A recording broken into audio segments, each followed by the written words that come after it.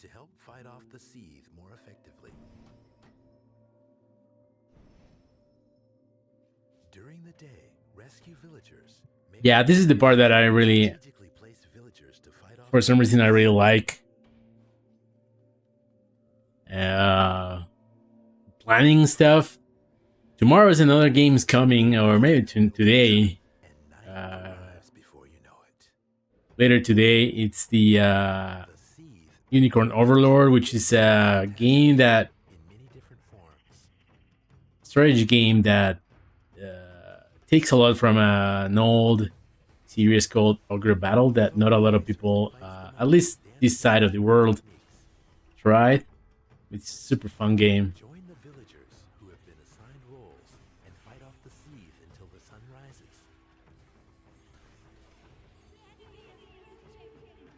Yeah, it's tower defense basically. Kind of. Tsuba guards contain the goddess's power and give Soul the ability to launch powerful attacks.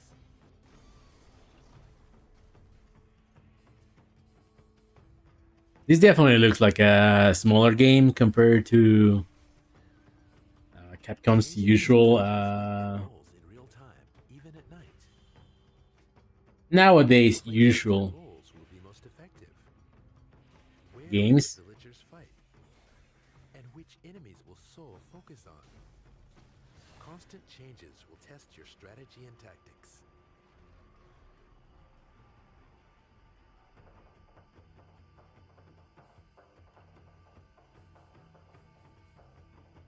Doesn't matter.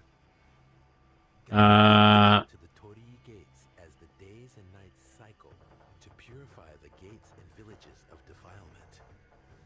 I actually kind of enjoy smaller games more nowadays. Although when it comes to Capcom, I enjoy almost like 90% of their output. I didn't try Exoprimal. I'm really not interested at all in that. And also not really interested in multiplayer Resident Evil. Not really interested in multiplayer stuff from Capcom other than Monster Hunter. Yoshiro is being attacked. Purify the defilement covering the mountain. What is it that awaits Yoshiro where you guide her?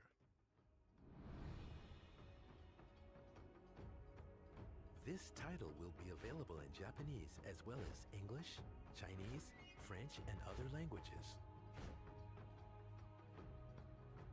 As one will expect. This Japanese-inspired setting and dynamic gameplay with players around the world.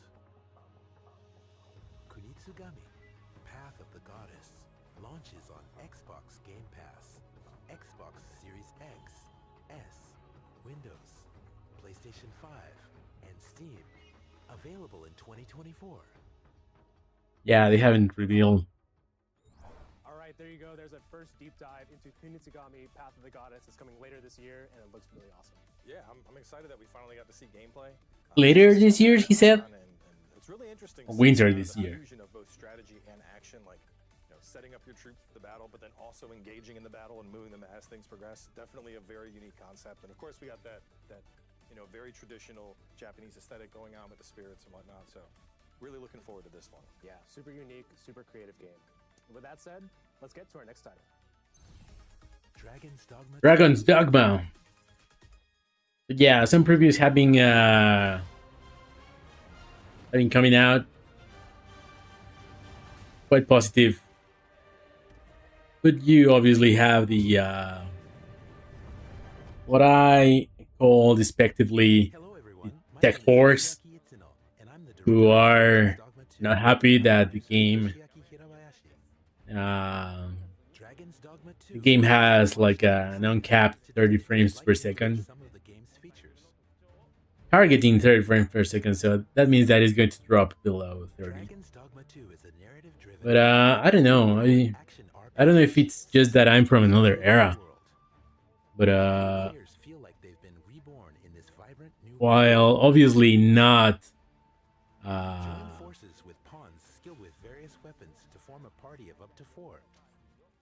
While this is a single-player game, forming parties will not ideal, obviously. on an adventure with friends. Everybody likes their 60 frames per second locked games.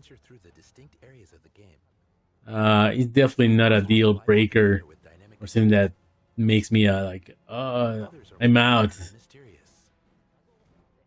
Like you basically had no interest in the game, and then they tell you that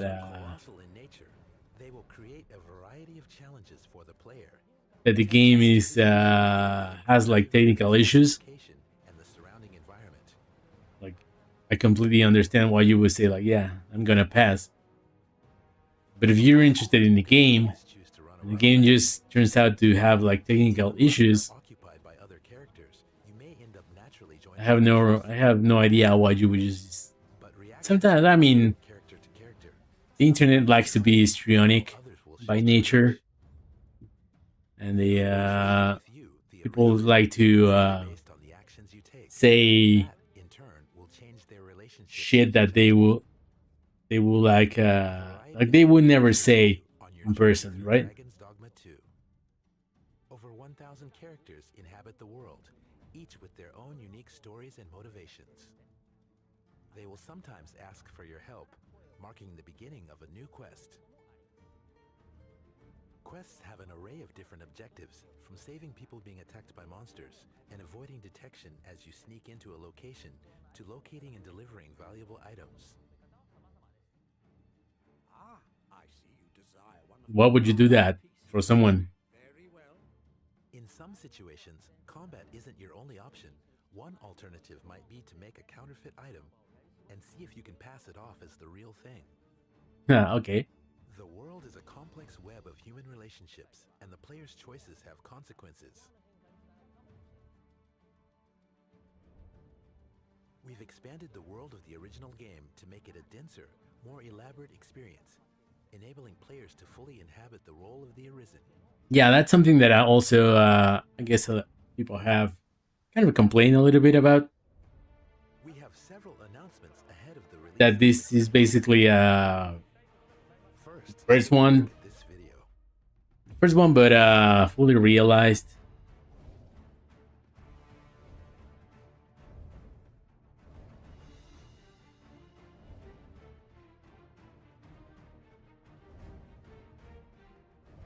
So it's very similar, but I have no problem. I played the first one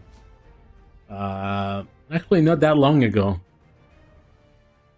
Starting today, players can create and edit their Arisen protagonist and main pawn in the Dragon's Dogma 2 character. Oh, that's cool. In storage. Of course, you'll be able to transfer the character data to the full version of the game. Up to 5 Arisen and 5 pawns can be created. This is the perfect opportunity to prepare for the adventure before the release of the game. Furthermore, we are planning to have some of the pawns created by specific players as official pawns. Players will be able to hire up to 2 of these pawns to aid them on their journey. We will have more details about official pawns and who they will be in the near future.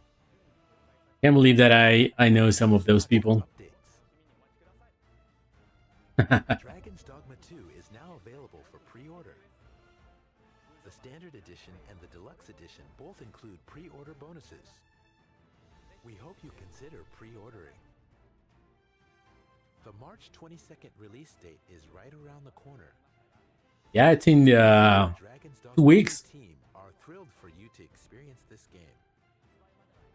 Thanks for your patience.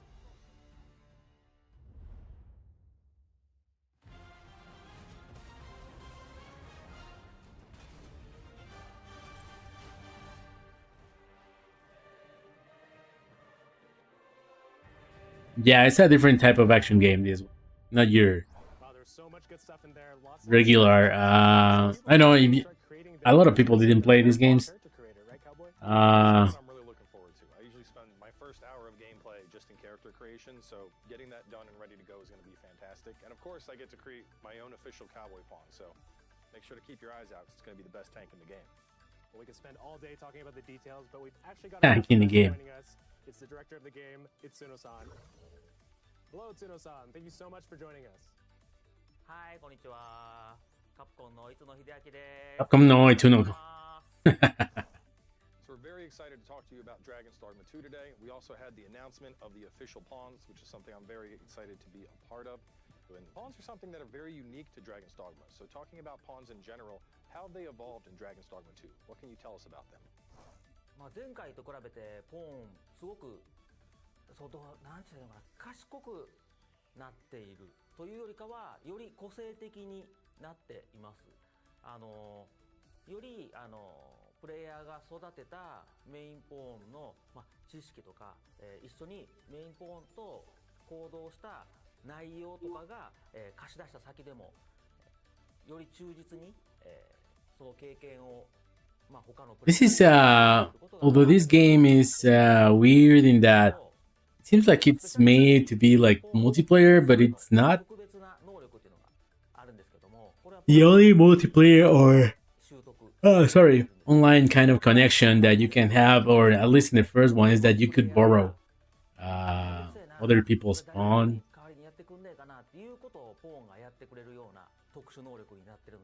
but not actually like play together. So yeah, it's always been, that was always something that was interesting to me, because I mean I'm not bothered. I usually prefer single player games like 99% of the time, but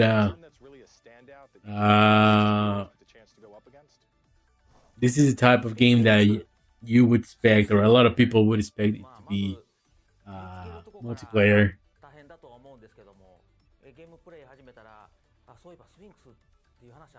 That seemed like a